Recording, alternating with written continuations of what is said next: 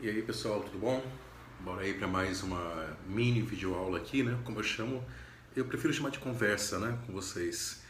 E hoje a gente vai tratar de um assunto que cai muito em Enem e todos os concursos aí que a gente tem pela vida, né? Que são figuras de linguagem. Aqui eu não vou tratar de todas porque são muitas. Existem vários tipos e várias classificações. Eu não vou tratar assim de todas as classificações para não ficar tratando de muitos nomes também, né? Mas o que é importante da gente saber dessas figuras de linguagem? A gente tem que saber que são recursos que nós falantes usamos naturalmente, ok? Esses nomes são importantes a gente saber para que a gente tenha noção de quão rica é a nossa linguagem, do que a gente já faz naturalmente no nosso dia a dia. E eu vou até mais longe, porque, na minha opinião, o estudo de língua portuguesa era para a gente ter o conhecimento e a reflexão sobre a nossa própria língua para que a gente potencialize o uso dela, daquilo que a gente já sabe. Por exemplo, a gente usa metáfora todos os dias, né? E a gente ter conhecimento disso para poder aprimorar até as metáforas que a gente usa, para poder usar metáforas melhores e para a gente também se admirar com o potencial que a gente tem com a nossa própria língua, né? Porque é algo sensacional. Então, quando a gente estuda a língua portuguesa, a gente assim tem a oportunidade de lançar um olhar para o que a gente já fez enquanto falantes de uma língua, ok? Por exemplo, quando a gente dá uma olhada para a literatura, a gente pode olhar o quanto que a gente já produziu, né, em forma escrita. E são coisas maravilhosas quando a gente para olhar o quanto que os nossos escritores já lançaram, né? Se a gente pega desde quando a gente teve realmente literatura aqui no Brasil, se a gente pegar, por exemplo, do romantismo, quando os nossos escritores lançaram realmente livros aqui no Brasil até hoje, nós temos grandes livros. A gente vem do Guarani, aí a gente vem até aqui Vidas Secas, que é um monumento de livro, né? Aí a gente vem agora para poder analisar um pouquinho as figuras de linguagem. Então, assim, nós falantes somos muito competentes no uso dessa própria linguagem. Então, o estudo da língua portuguesa vai justamente nesse sentido, né? Da gente perceber a importância da nossa própria língua. Então, aqui eu vou trazer somente algumas figuras de linguagem, as mais importantes talvez, né? E depois eu posso até fazer uma videoaula aqui também para que a gente possa contemplar umas outras também, ok? Não existem somente essas, as outras também elas estilizam também a parte da escrita, ok? Como as aliterações, as assonâncias, ok? Aqui eu trouxe essas que eu vou falar daqui a pouco, inclusive essas aqui estão no Instagram que eu posto para os meus alunos, mas que eu deixo aberto para qualquer pessoa que tiver conhecimento, que tiver interesse, entra lá e olhar, ok? Eu vou deixar o link aí para vocês, vocês podem analisar também, ok? E o que são figuras de linguagem? As figuras de linguagem são recursos que nós usamos na nossa própria língua do dia a dia para embelezar a nossa própria fala. Não só fala, mas a gente também pode usar na escrita, ok? Se não fossem as figuras de linguagem, talvez a nossa linguagem fosse muito seca e direta, ok? Talvez a gente use figuras de linguagem porque talvez só a nossa fala direta não bastasse. E talvez a nossa fala somente, a nossa linguagem somente não sirva e a gente não consegue expressar completamente tudo que a gente pensa, tudo que a gente quer. Então a gente cria recursos para a gente tentar expressar um algo a mais que a gente não consegue expressar somente com as palavras que a gente tem aí à nossa disposição. Então a gente modifica o sentido das palavras, a gente usa as palavras de várias maneiras que a gente quer, que a gente imagina. Então o falante é muito criativo no uso dessa própria linguagem que ele usa, ok? A todo momento. E isso daqui que eu vou apresentar para vocês, ela não é estanque, como eu vou apresentar. Isso aqui é uma maneira didática de mostrar para vocês como funciona. Mas ela é uma maneira viva. Isso está funcionando a todo momento e eu vou apresentar algumas aqui para vocês, ok? Por exemplo, a primeira que eu vou mostrar aqui é a metáfora. Se você parar para pensar, a gente usa metáfora a todo momento, ok? Para simplificar um pouco as coisas, A metáfora é uma espécie de comparação. Primeiro, o que é uma comparação? Você pega duas coisas e junta, que tenha características parecidas. Ela é parecida com uma flor. A gente entenderia essa comparação, não é verdade? Provavelmente ela tem a sensibilidade de uma flor, né? Na metáfora, você tira esse elo de ligação, esse parecida, como, ok?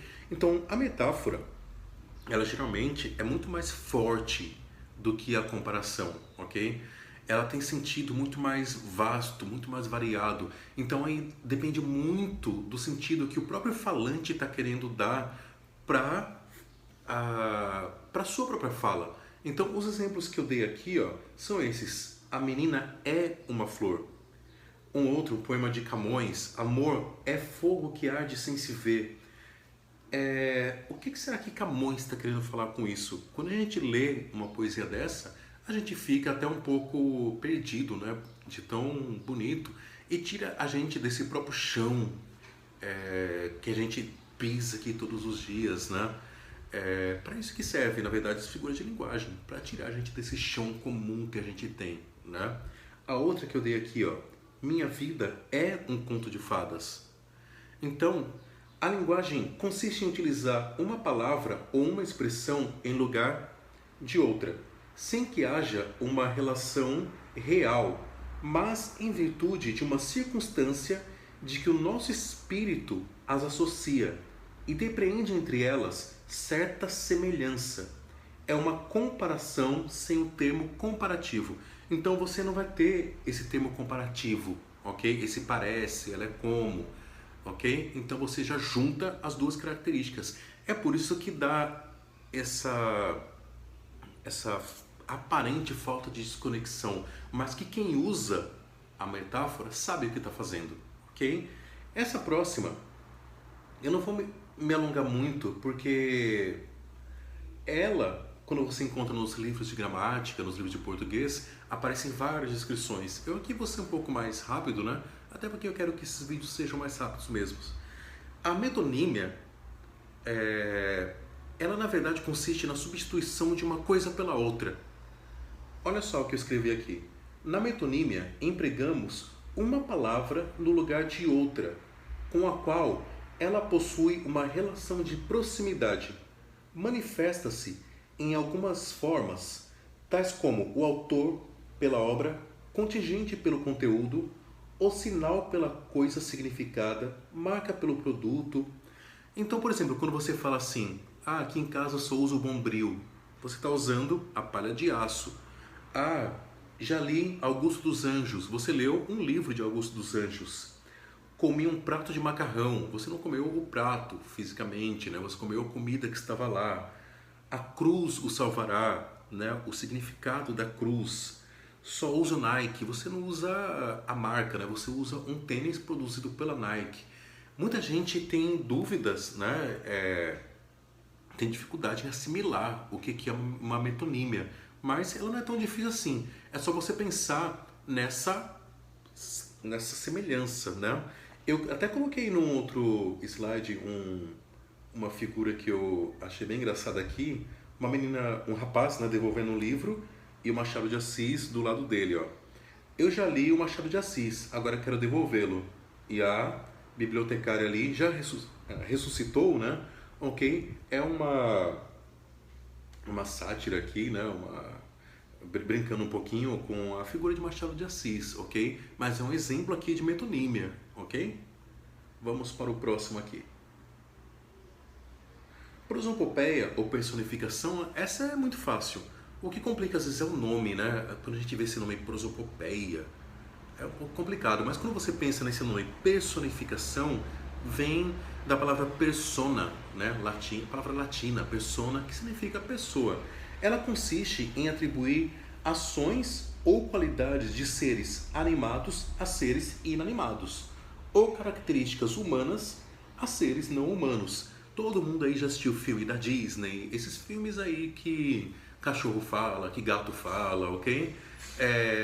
Isso aí é o que a gente chama de personificação ou prosopopeia.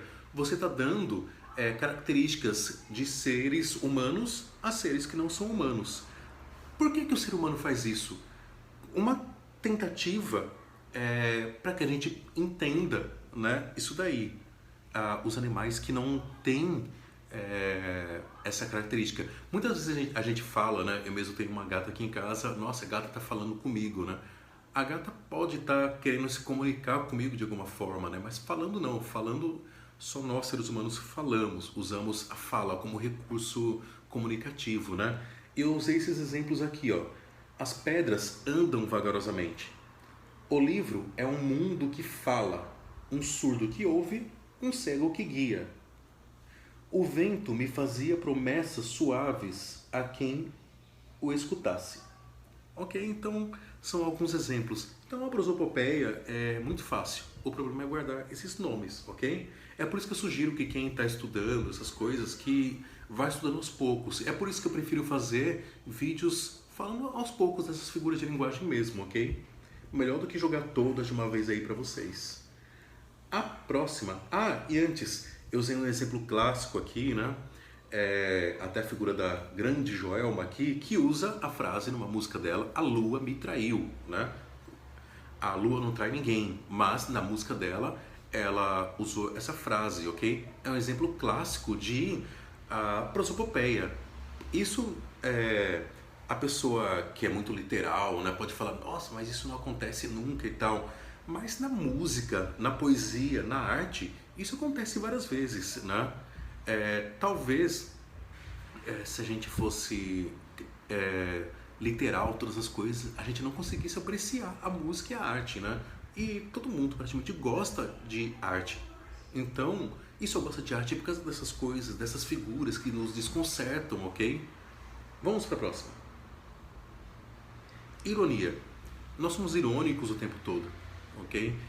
Ironia ela é um dos recursos que pode até destruir o argumento de uma pessoa, ok? Quem não chegou em casa, aprontou alguma coisa e a mãe chegou logo falando, bonito, hein? Ok? É um exemplo de ironia. Olha o que eu escrevi aqui.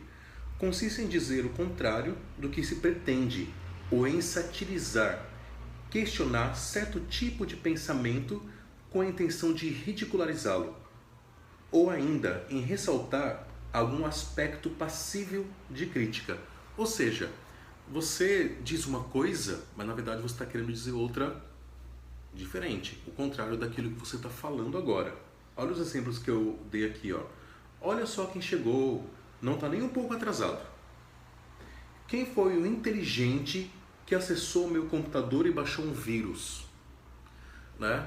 A ironia, na verdade, dependendo da maneira como você usa, ela pode destruir assim a pessoa, causar até um certo mal-estar nas pessoas. Então a gente tem que tomar muito cuidado na maneira como a gente usa, ok? Tem gente que não gosta que você seja irônico com ela, então a gente tem que tomar certos cuidados também, ok?